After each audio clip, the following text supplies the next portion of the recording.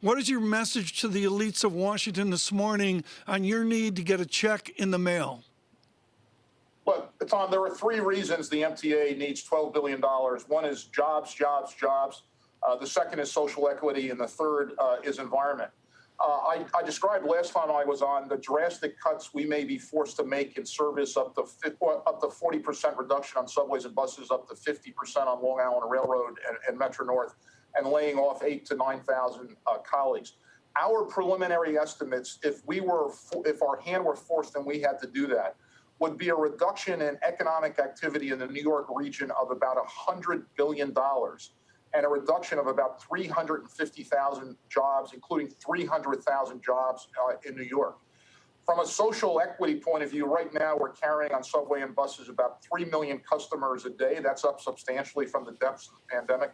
But those are workers who can't work remotely, who can't telecommute, and they're essential workers.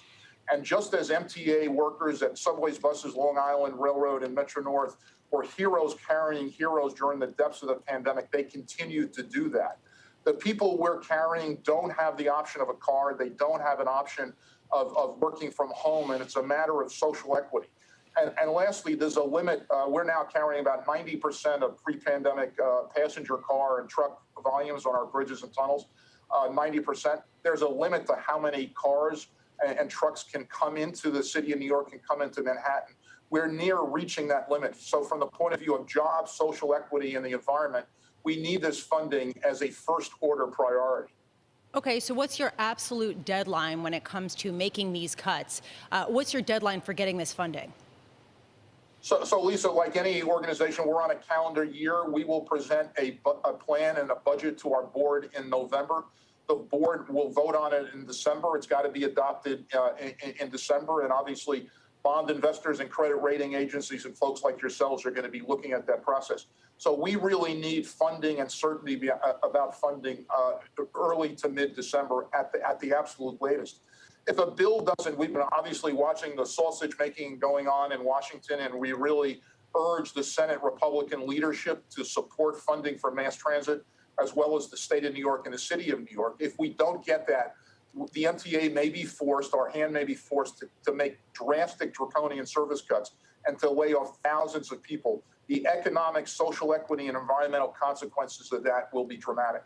I have to say, Pat, as a lifelong New Yorker, born and raised, yes, ridership has increased from the depths of the pandemic, but is far below anything it has been in recent memory. Given the fact that the MTA, the subway system, et cetera, is the lifeblood of New York City, is New York City dying? No, New York City's not dying. New York City is experiencing a tough time. New York was the epicenter of the pandemic, frankly, in the United States and the world. Thanks to Governor Cuomo's leadership, we've broken the curve. We've broken the curve, right? The curve's been broken. Infection rates are low. Other parts of the country are experiencing spikes. New York City's going through a tough time. New York City's gone through tough times before the 1918-19 pandemic, 9/11, Superstorm Sandy. I've lived here all my life in New York. The city will survive. Other cities, New York, London, Milan, Bombay, have gone through pandemics in the past. New York will get through this. But to get through it, the MTA has got to be funded. It is the circulatory system of the New York City regional economy.